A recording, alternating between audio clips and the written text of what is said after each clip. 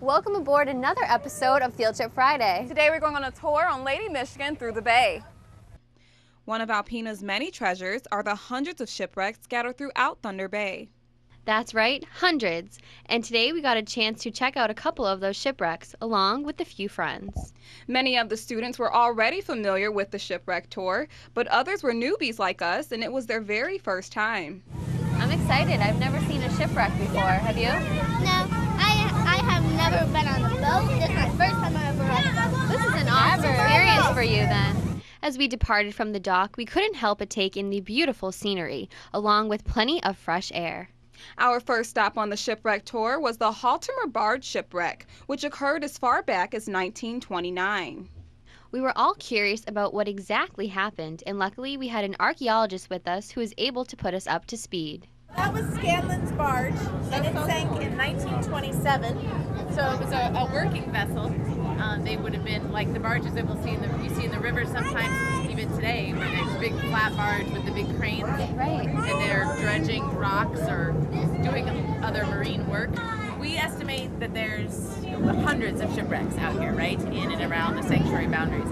And there's three characteristics about the area that really contribute to all the shipwrecks, why all the shipwrecks are here. Can you think of why there's so many shipwrecks here? I bet you know. Because over here the storm gets That's right, the weather. Definitely the weather. The area is known for sudden fog and terrible storms.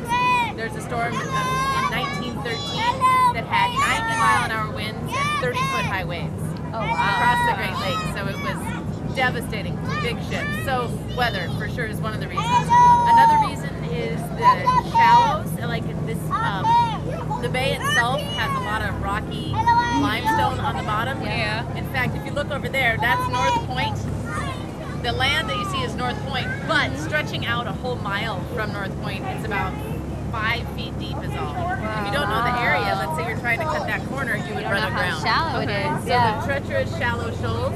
And then the third reason is high traffic. So where we're situated in the Great Lakes, any vessel traveling upbound, north or downbound pretty much has to pass by this area. So there's a lot of collisions. Thanks to the ship's glass bottom, we didn't have to use our imaginations. We were able to actually see the wrecks right below us. Our next stop on the tour was the William P. Wren. It's been around since 1888 and shipwrecked in 1917. This boat was much bigger than the previous, allowing us to see intricate details as well as the cargo that it once transported. And then remember that reef I was telling you about that stretches out about a mile and it's really shallow? That's what we call a ship trap. So those are all those ships that cut the corner, ran aground, and they're still lying. The wreckage of those ships is still there. Is that why it's called a ship trap? Exactly. Exactly.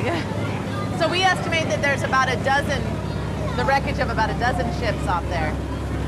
As we headed back, we joined Captain Spencer in the bridge of the ship. He even let us take the wheel and steer. Between the scenery and the history, the shipwreck tour proved to be one of the biggest treasures in Northeast Michigan. Thanks for coming aboard the Lady Michigan with us. Did you guys have fun?